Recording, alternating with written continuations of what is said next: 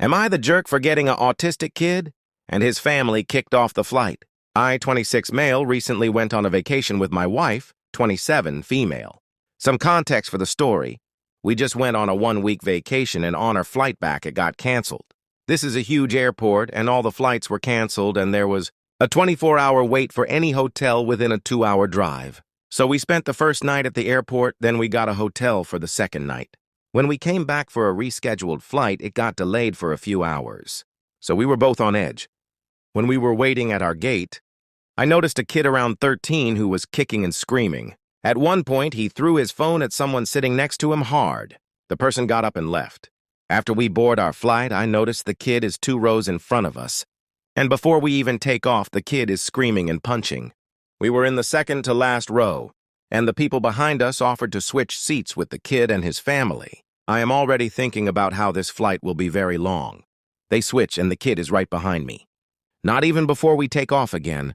This kid throws a bunch of popcorn over his seat all over me and my seat. He is still screaming. And I call over a flight attendant. She helps me clean up and not even 2 minutes after. This kid grabs my hair and pulls it back hard. I am 6.4, so my head was over the chair. I immediately yanked the kid's hand off hard. At this point, the mom, who hasn't said anything yet, started yelling at me to not touch her kid. A flight attendant comes over from the noise, and the mom is screaming about how I assaulted her kid, and she wants me off the plane. I finally get to tell my side, and a few passengers back me up. I ask for the kid to be kicked off with his family. During this entire thing, my wife gives me a look of pure hatred. But I don't care and am persistent about the family being kicked off. The mom is cursing me out, and the kid is still kicking my seat and screaming.